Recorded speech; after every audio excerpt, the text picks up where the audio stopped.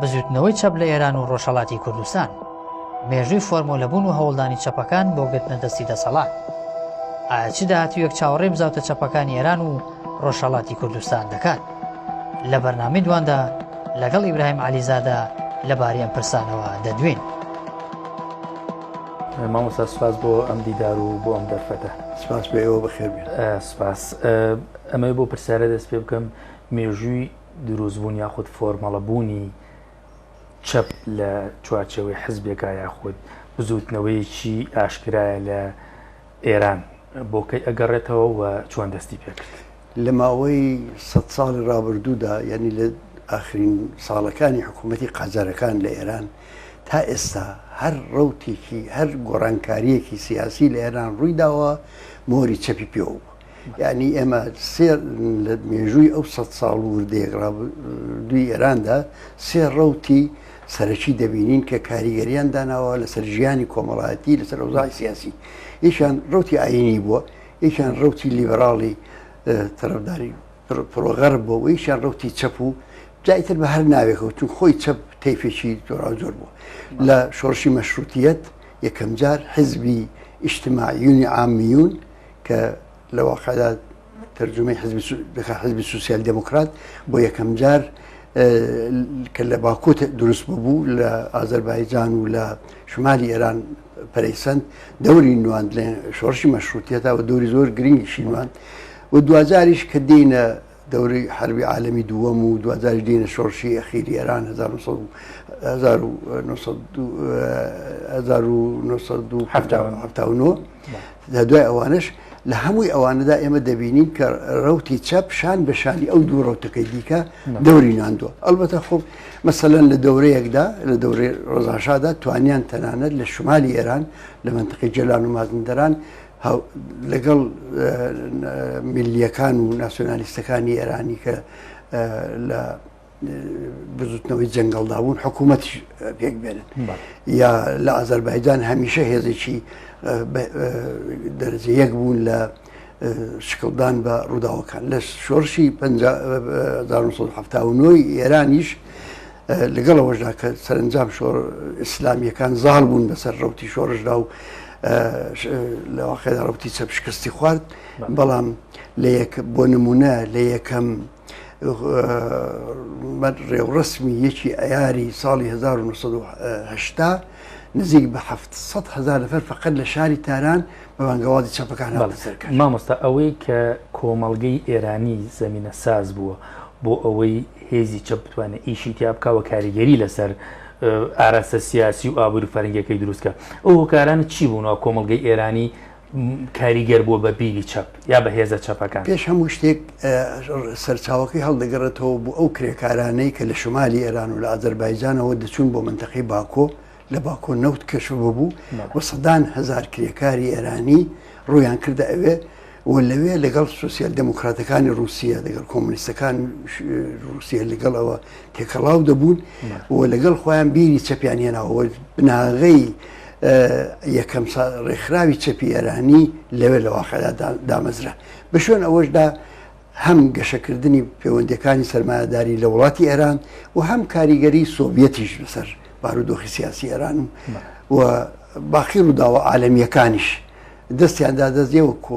سەرجەم هاوسنجێکی هێزیان بە پێکێنا کە تێیدا هێزی چەپ لە ئێرانیش توانی گەشە بکە و بە تایبەتیش بشوێنەوەدا لە جنوبی ئێران نەوت کەشە بوو و هەزاران کرێکاریش لەوێ کەوتنەکار. ئەمانە خۆی بوو پێگەیەکی کۆمەڵایەتی بۆ گەشەکردنی چەپ. بێجگە لە هەمووی ئەوانە لە دەورەی حکوومەتی پەهلەوی شادا ئیسلاحاتی ئەرزی کرا لە ئێران. ئیسلاحاتی ئەرزی پەیوەندیەکانی سەرمایەداری بە نهایەتی خۆی گەیاند و پاژماوەی دەربەگایەتی نەما و ئەوەش خۆی پێشکەوتنێکی بە کۆمەلگای ئێراندا کە بوو بە زەمینەیەکی مادی بۆ گەشەکردنی چەپ. بەڵێ مامۆستا لە کۆی مێژووی 100 ساڵی ئێرانە جەنابە باسی کرد لە ینی چەپ ئامادەجێکی تەواوی هەبووە کاریگەریژی هەبووە، هەڵوێستی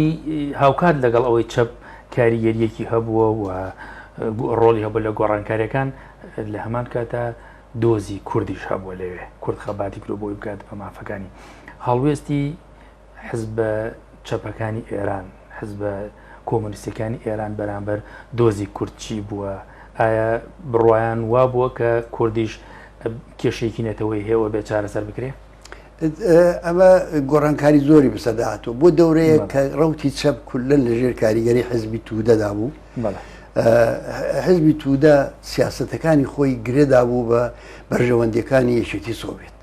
چی لە دەستور هاتبایە چی لە بەرژەوەندی ئەواندا بواە ئەوانیش تەئیدیان دەکرد مەسەلەن بۆ ماوەیەک بەرژەوەندی حکوومەتی یەکێتی سۆڤێت ئەوە بوو کە ئازەربایجان و کوردستان جۆری حکوومەتی سربەخۆی خۆیان هەبێ یعنی ئەوان پیان وابوو کە دوای کشانەوەی دوای تەوابوونی حربی عالمی دووەم و کشانەوە لە شوێن جۆرە زۆرەکانی دنیا دەتوانن وەکو چۆن لە باڵکان زۆر زەحمت کشانەوە لە ئێرانیش بمێنەوە مەسا ئەو وەختە بوو کە مەسا حیزبی توودە لە هەنگری مافی دیاریکردنی چارەنووس و مافی خەڵکی کورد دوزار کە مەسلحەتی اتحادی شوڕەوی گۆڕا ئەوانیش هەڵوێستیان گۆڕا بە شوێن ئەواندا چەپی ڕادیکاڵی ئێرانی لەو چەپەی کە بەشیشی لەژێر کاریگەری ڕوتی چیندا بوو لەژێر کاریگەری ماوەیزمدا بوو ئەوان لە هەنگری مافی دیاریکردنی چارەنووس بوون و بۆ نمونە مەسەرەن سازمانی ئینقلابی حەزبی توودەی ئێران کە لە کوردستانی عێراق و لە منتەقەی بەکرەجۆ بنکەیان دانابووە بەزێ لە کادرەکانیان دەگەڵ بزوتنەوەی ساڵی 1940 ئێران تێکەڵاویان هەبوو ئەوانە دانیان بە مافی خەڵکی کووردا دێنا لە دەورەی شۆڕشی 1970 بەولاوە چەپەکانی ئێران دابەش بوون بەسەر دوو ڕوتی جیاواز ڕوتێکیان کە لە ئەنگریان دەکرد لە حکوومەتی ئیسلامی بەبوونی ئەوە کە دەیان کو دژی ئەمپریالیستە و لایەنیشان کە دژی بوون و هەوڵیان دەدا بۆ ڕوخانی کۆماری ئیسلامی ئەوانەی کە دژی حکوومەت جمهوری ئیسلامی بوون ئەوانە کەم و زۆر تا ئێستاش دانیان بە مافی دیاریکردنی چارەنووس خەڵکی کووردا هێناوە و ئینکاری ناکەن هەرچەند هەمووشی وەکو یەکوانین ئەگەر و ئەماشی تدایە بەڵام لە سەرجەم دەتوانم بڵام ڕوتی چەپی ڕادیکاڵ مافی دیاریکردنی چارەنووس و مافی خەڵکی کورد بەڕسمی دەناسێ و لە بەرنامەی خۆی داگونجان مامۆستا باسمان لە حزبی تودەی ئێران کرد لە بەیاننامەی دامەزراندنیان لە ساڵ 1940 کە ئەو بە بنەما وەرئەگیرێ بۆ استراتیژی درێژمەودا باس لە چارەسەرکردنی دۆزی کورد ناکەن ئەوەی کە لە قۆناغەکانی داهاتەوە گەجان بۆ باسیان کرد پەیوەندی بە تاکتیک و بە سیاسەتی ڕۆژانەوە هەیە ئەگینا لە بنەمایە باس لەوە نەکراوە کە بڵێن دۆزی کورد چارەسەر ئەکرێ بێگومان وایە ئەسڵەن نەکرد ئەوان چەپبوونی خۆیان و کۆمونیستبوونی خۆشیان شاردەوە لەو بەیاننامەی ئەوڵیاندا ئەوان ینی ئەو سەراحەتیان نەبوو ئەو شەفافیەتە نەبوو لە بەرنامە لە ڕێبازیاندا لەبەرەوەی هێشتا بۆیان معلوم نەبوو کە اتحادی سۆڤێت ئاراستەکەی بەرەوچۆیە بۆیە حزبی توودە قەت حزبێکی لایەنگری مافی دیاریکردنی چارەنووس وەکو پرەنسیپ نەبووە بەڵام وەکو مەسلحەت لە دەورەیەکی کورددا کە بە تایبەت دەگەڵ حزبی دموکراتی کوردستانی ئێرانیش تێکەڵاویان هەبوو لە دەورەیەکی کورددا ئەوان ئەوە تایید دەکەن بەڵام ئەوەش هەر نابێ بە بنەمایەکی پرەنسیپال بۆ حزبەکەیان بەڵێ مامۆستا بزوتنەوەی چەپ لە ئێران بەگشتی و لەسەر ئاستی ڕۆژهەڵاتی کوردستان یاخود کوردستانی ڕۆژهەڵات ئەم بەشێک بووە لە بزوتنەوەی چەپی ئێرانی یاخود جۆرەك لەسەر بەخۆیی لە دەستپێکردن و فۆرمەڵەبوون و بەردەوامبوونیا هەیە بێگومان تایبەتمەندی خۆی هەبووە ئەوەی کە لە کوردستان شکلی گرتووە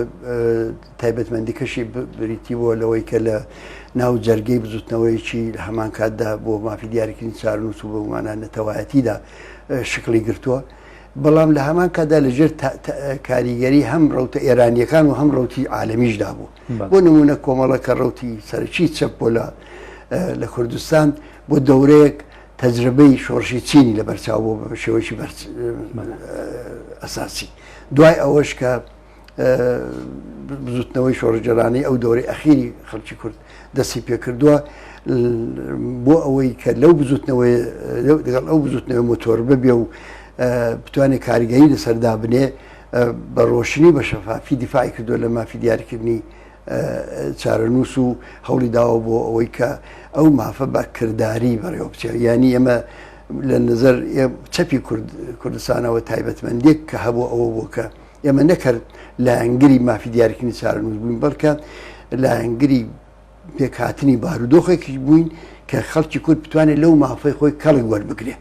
لەژێر هیچ زەخت و فشارێکی ڕاستەوخۆ یان ناڕاستەوخۆدا نەبێ بۆ ئەوەی کە لەو مافەی خۆی کەڵک وەربگرێ ئەوە ئەو پێگیریە و ئەو پێداگریە تایبەتمەندی چەپ بووە لە کوردستان بەڵام لە ئاستی هەموو ئێرانیشدا لە هاسی هەموو ئێرانیشدا چەپی ئێران دابش بوو بەسەر مەیل و بۆچوونی جیاواز و لە ناو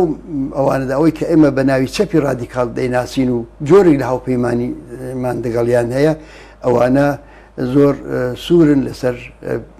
ئەوەی کە خەڵکی کورد و هەموو میلەتانی ستەم لێکراوی ئێران دەبێت مافی تاریکردنی چارەنووس بە مانای جیابوونەوە و پێکێنانی دەوڵەت سەر بەخۆیان هەبێت چەپبوون و دامەزراندنی کۆمارێکی سۆسیالیستی لە استراتیجی ئێوە ئەولەوێتی هەیە یاخود بەدەستێنانی مافی چارەنووس لە ڕۆژهەڵاتی کوردستان ئەم دوانە بەیەکەوە گرێدراون ئێمە ئەڵبەتە تووشی ئەو خۆشباوەڕە نین کە کوردستانێکی دابڕا و جمهوریەکی سۆسیالیستی بۆ مانایی کە ئەمە لە بەرنامەماندا هەیە ئەوەی تدا بە وجود بێ بۆیە ئێمە پێمان وایە گۆڕانکاری کۆمەڵایەتی بنەڕەتی لە ژیانی کرێکار و زەحمەتکێشی کورد لە پەیوەند دەگەڵ کۆمەڵانی کرێکار و زەحمەتکێشی هەموو ئێراندا دابین دەبێت لەو لەحازەوە ئێمە داوامان لە خەڵکی کورد و ڕێنمونیمان بۆ خەڵکی کورد ئەوەیە کە خەباتی خۆیان بە هاوپەیمانانی هاوچین و هاو چارەنووسی خۆیان لە ئاستی ئێرانەوە گرێ بدەن ئەوە بۆ معنە بەڵام ئەوە ینی یەک و دووکردنی نییە ئەوە گرێ دراوە بە ئەوەی کە هەموو نیازەکانی ئەو کۆمەلگای دەبراوە دەبێت لە مافی ژنانەوە ئەوەی بڵێ بێ یەک بەدینایەن ئەمانە بەیەکەوە گرێت نەخێر بەیەک بەدینیان نی بەڕاستی بەبێ ئەوەی کە خەڵکی کورد لە ستەمی چینایەتی ڕزگاری بێ بەبێ ئەوە تەسەوریەوە ناکەین بتوانێت بە ئاسانی بە شێوەیەکی درێژماوە مافی دیاریکردن چارەنووسی خۆشی بەدەستبێن دەتوانێت دەستکەوتی کاتی بەدەستبێنێ بەڵام دەوڵەتی سەرکوردگەری مرکزی ئەو دەستکەوتانی لێ دەستێنێتەوە تەنیا خەباتێک سۆباتی هەیە و دەستکەوتێک جێگیر دەبێ کە هاوپەیمانی و هاوپشتی کۆمەڵانی کرێکار و زەحمەتکێشی ئێرانی لە پشت بێ بە مافی دیاریکردنی چارەنووسیەوە ئێمە بۆ نمونە لە ساڵی 1970 لە کوردستان کۆمەڵی دەستکەوتمان بەدەستێنا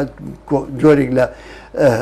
مافی دیاریکردنی چارەنووس بەکردداری بەدی هات بەڵام بە هێرشی کۆماری ئیسلامی و بەگە لە کۆمەجێ کە کۆماری ئیسلامی کردی لە هەمولایەکەوە بۆ سەر خەڵکی کورد لیان سندراوە بەرەوە ئەو دەستکەوتە بەدەست دێ بەڵام کاتی دەبێت ئێمە لە بەرنامەماندا هەیە کە ئەو دەستکەوتە سەر بەخۆش بەدەستبێنی بەڵام لە هەمان کاتدا خەڵکی کورد تووشی ئەو خۆش باوەڕێ ناکەین کە بە تەنیا دەتوانن ئەو دەستکەوتانە خۆیان پارێز بەڵێ لە ئێستای ئێران و ڕۆژهەڵاتی کوردستانە بزوتنەوەی چەپ یاخود حیزبە چەپەکان یاخود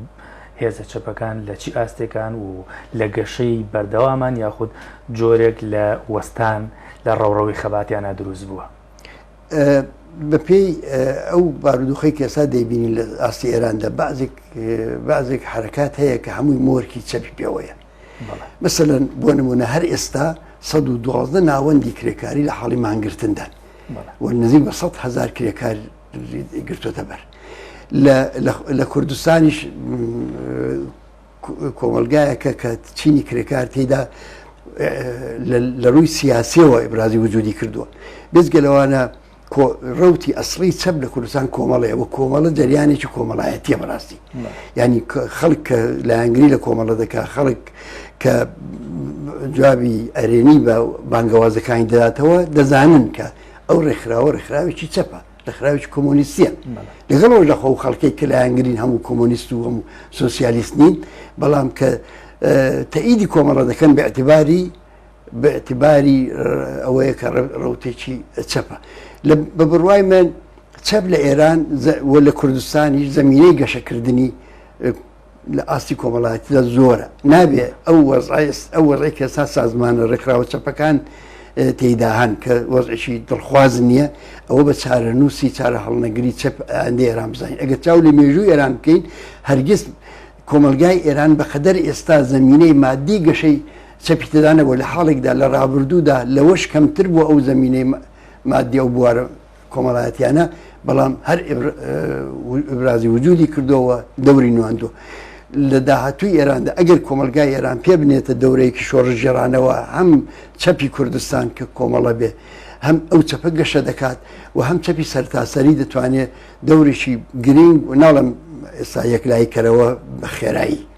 بەڵام نهایەتەن یەکلایکەرەوە لە دیاریکردنی چەپەکان کاریگەریان بۆ نمونە لەسەر هەڵبژاردنەکان هەیە لەسەر بایکۆتکردنی داوای ئەوە کرێت کە خەڵ نەچێ بۆ دەنگدان یاخود جۆرێک لەمانگرتن لە ئێستا هێزی چەپەکان بای ئەوەیە ئەم کاریگەریانە دروست بکە لە کوردستان بە ئاشکرا ئەوەی کردووە بانگەوازی ئێمە بۆ بایکۆتکردنی هەموو انتخاباتەکان لانی کەم 50% وەڵامی وەرگرتوێتەوە ناڵم 100% بەڵام ئەگەر هەموو حزب سیاسەکانی کوردستان بەیەکەوە هاودەنگ بووبن زۆرتریش بەڵام ئەگەر هەر جاری وا بۆ هەر بە تەنیا کۆمەڵە بە ڕۆشنی بە قاتعیەتەوە بە لێبڕاویەوە هەڵبژاردننی بایکۆت کردووە زیاتر لە 30% جاوی بانگەوازەکان داوەتەوە لە ئاستی ئێرانیشدا وردە ئەو کاریگەریانە خەریکە زۆر دەبێت ناڵم بەو ئاستەی کە لە کوردستان هەیە بەڵام هەر ئەو انتخاباتی ئەخیر کە ئەو هەموو ئۆپۆزیسیۆنی ئێران تێدا هاودەنگون و لەوانە چەپەکانیش پێم وایە بەشی چەپیش دیار بووی بەڵێ باستان لەوە کرد کە ئەگەر هێزە کوردیەکان یاخود هێزە چەپەکانی ئێران و ڕۆژهەڵاتی کوردستانیش داوا لە خەڵکی بۆ نمونە ڕۆژهەڵاتی کوردستان و ئێران بکەن لەسەر بابەتێکی پەیوەندیدار بە چارە نووسیانەوە ئەوە وەڵامی باشوەر ئەگرنەوە لێرە ئەوە هەیە کە هێزی چەپ زۆرە لەسەر ئاستی ئێران و لەسەر ئاسی ڕۆژهەڵاتی کوردستان بەڵام جۆرێک لە پەرتەوازەوی یەک نەبوون ئەبینین لە بەرەیەکی چەپ یەک بێن یاخود بەرەیەکی کوردستان یاخود بەرەیەکی ئێرانی با بڵێن بۆچی هێزە چەپەکان لە بەرەیەکە خۆیان نابینەوە کۆکنی لەسەر استراتیژێک بۆ ئایندەی با بڵێن بزوتنەوەی چەپ لە ئێران یاخود بزوتنەوەی کوردی و بزوتنەوەی ئازادی خوازی بە شێوەی گەیشتی لە ئێرانە با بڵێ هێزە چەپەکانی ئێران لە هەوڵی ئەوەدان بۆ ئەوەی کە جۆری لە هاودەنجی نێوخۆیاندا پێک بێنن و تا ئەندازەیەکیش پێشرەفتیان کردووە بەسەرم بۆ نمونە ئێستا ئێمە حزبی ئێمە لە چوارچێوەی چەپەکانی ئێراندا هاوپەیمانیەکمان هەیە کە 5-6 سازمانی سەرەکی چەپی ئێران تێدا بەشدارن بەڵام کێشە ئەوە نییە کە ئێرادەکەی نیە کێشە ئەوەیە کە هێشتا ئەوە وەڵامێکی کۆمەڵایەتی وەرنەگرتوێتەوە یعنی نەبووە ویستێکی کۆمەڵایەتی کرێکاران زەحمە کێشان خەڵکی تێکۆشە لەناو تێکۆشەری چەپ لە ناوەوە کە ئەوان ئەو زەرورەتیان هەست پێکردبێ و ئەو فشاریان هێنابێ بەڵام لە کوردستان بەڕاستی ئەوەی کە پێی دەکوترێ ڕەوتی چەپ غێری کۆمەڵە بۆ مانایی کە کۆمەڵی کۆمۆنیست و کۆمەڵی سوسیالیست و کۆمەڵی کە ئێمە نونەتەکەین لە ڕێکخراوێکی دیکە نییە کە بڵێن ئێمە لەگەڵ ئەوان بەرەیەک پێکدێنین ئێمە هەر لە چوارچێوەی چەپی ئێراندا دەتوانین هاوپەیمانانی خۆمان ببینەوە بۆ کوردستان سەرجەم هێزە سیاسەکانی کوردستان ئیمکانی ئەویان هەیە کە کاریگەری دانیێن لەسەرەوەی بارودۆخی سیاسی کوردستان بگۆڕن بە هاودەنجی بۆچی بەرە پێک نەهاتووە ئەمەش کۆمەڵێک هۆکاری استراتێژیکی هەیە لە هەمویان مهمتر و گرنگتر ئەوەیە کە هاوپەیمانانی سەرتاسەری هێزە سیاسەکانی کوردستان یەکنی یان وەکو یەکوانی مەسەلەن بەشێکیان ئومێدیان بە ڕێفۆرمخوازەکانە بەشێکیان ئومێدیان بە بەشێک لە لیبەراڵەکانی ئۆپۆزیسیۆنی ئێرانە بەشێکیان لەگەڵ ئەو بەشە لە ئۆپۆزیسیۆنی ئێرانی هاوپەیمان کە تا مەغزی ئەسقانیان شەونیست و دژی خەڵکی کوردن بەرەوە ئەوە کێشەیەکی گەورەیە وان دەگەڵ چی هاوپەیمان دەبن ئەگەر هێزە کوردیەکان لەسەرەوە ساغ بنەوە کە هاوپەیمانی سەرەکی ئەوان هێزی چەپە لە کوردستان کە مافی دیاری لە ئێران کە مافی دیاریکردنی چارنووس بەڕسمیەت دەناسێ لەو سوورەتدا بە بڕای من کوردستان دەتوانێت دەورێکی زۆر گرنگی هەبێت لە بوژانەوە و سەرهەڵدانەوەی خەباتی سراسەری لە هەموو ئێران و لە نەتیجەدا بە ئاکامگەیشتنی خەبات لە خودی کوردستانیش ئەوە کارێکە کێمە هەوڵی بۆ دەدەین و ئومێدەوارین حزب سیاسەکانی کوردستان واز لەوە بێنن کە ئومێد ببەستن بەو جناحانەی بەو لایەنانەی ناو ئۆپۆزیسیۆن کە هیچ خێرێکیان بۆ مافی دیاریکردنی چارنووس و بۆ میلەتی کورد لێبەدی ناکرێت ئێوە هیچ پەیوەندیەکتان لەگەڵ هێزە چەپەکانی جیهان هەیە جگە لە هێزە چەپەکانی ئێران بەڵێ لە ئاستێکی محدود دامە و پەیوەندیانەمان هەیە دەگەڵ یەکێتی کرێکاریەکان بەتایبەت بۆ مەناگە بڵین بە چەپ حسابیان کەین دەگەڵ بعضی سازمانی چەپی دیکەش لێرە و لەوێ ارتباطمان هەیە بەڵام ارتباطێکی لاوازە لاوازبوونیشی بەڕاستی هۆکارەکەی ئەوەیە کولی چەپی دنیا هێشتا جارێ چەپێکی پەراکەندە و پرژ و بڵاوە هێشتا ناتوانین بڵین قوتبێ یا جەمسەرێکی چەپی جیهانی هەیە کە ئێمە بچین پێی پێوەزبین یا پەیوەندی پێوە بگرین. ئەمە گۆڕانکاریەکە ئەمە گۆڕانکاریەکە لە ئاسۆدایە بڕاستی یاری لە ئاسۆدا هەیە بە پێی ئەوە کە کۆمەلگای جیهانی دەڕوا بەرەو ئەوەی کە ویستەکانی ڕادیکاڵ بێتەوە و دژی نظامی سەرمایهداری و نیئۆلیبەراڵی و ئەو زڵم و زۆرانەی کە سیستمی سەرمایهداری جیهانی دای سەپاندووە دژی ئەوە ڕابوەستی ئەو قەیرانانەی کە لە گۆڕدایە پێی ئەوە ئومێدمان ئەوەیە کە ئەو جەمسەرە شکڵ بگرێ بەڵام ئێستا وجودی نییە و دەتوانم بڵم پەیوەندیەکە لاوازە. مامۆستا لە قسەکان تا وەک دوا پرسیاریش هەستم بە جۆرێک لە گەشتبینی کرد بە ئایندەی چەپ و گەیشتن بەوەی کە لە استراتیجی خۆتانە داتان ناوە ئەم گەشتبینی لە چیەوە سەرچاوە ئەگرێ؟ مەجموعەیە کار هەیە لە ئاسی دنیادا مەجموعەیە ڕوودا و هەیە لە ئاسی دنیادا هەمووی مۆری چەپی پێوەیە مەسەلەن هەموو ئەو هەوڵ و تەقەدانەی کە هەیە بۆ مەسەلەن ژینگە پارێزی هەموو ئەو خەباتەی کە هەیە بۆ مەسەلەن لە دژی نەژات پەرستی هەموو ئەو تێکۆشانانەی کە هەیە لە دژی ئەو شەلم چۆرم ناپارێزمی نیۆلیبەراڵی هەموو ئەو هەوڵانەی کە هەیە بۆ ئاشتی ئەوانە بەڕاستی تێیدا هەمووی ئەو هێزانەی کە بە ناوەڕۆک و بجە و هەرچەپن تێیدا ڕۆڵی سەرشی دەبینن فرۆمە کۆمەڵایەتیەکان بزوتنەوەی 92% بزوتنەوەی دژی واڵستریت کۆمەڵێک بزوتنەوەی دیکە عالمی هەر ئەو ساڵ مەسەلەن ئەو بزوتنەوەی کە دژی نەژات پەرستی بە بۆنەی کوژرانی ئەو ڕەشپێستەکەی ئەمریکا ڕوویدا ئەوانە هەمووی ئومێدمان پێدەدا بۆەوەی کە دنیا ئەو جۆرە نییە کە بەرەی ڕاست دەیهەوێ و ئەو جۆرەی کە نظامی نیۆلیبەراڵی سەرمایهداری دەیهەوێ وا بنوێنێ ئەوە ناچێتە پێشێ ئەو بێعەداڵەتیانەی کە هەیە ئەو برسێتی ئەو نەداری ئەو بێتوانایی کە نظامی سەرمایهداری هەیەی لە چارەسەرکردنی قەیرانەکان بۆ نمونە چەندە بێتوانە بوو لە بەرامبەر ویروسی کۆڕۆنادا خۆ هەمووی سەرچاوەکەی لە ئەو تەناقوزاتەیە کە نظامی سەرمایهداری تدایە ئەوانە ئێمە ئومێدەوار دەکات بەوەی کە ئەم کۆمەلگای بەشەریە سەر بەرز دەکاتەوە بەرامبەر بەو نەکبەتەی کە نظامی سەرمایهداری تووشی کردو. زۆر سوپاس مامۆستا. سپاس.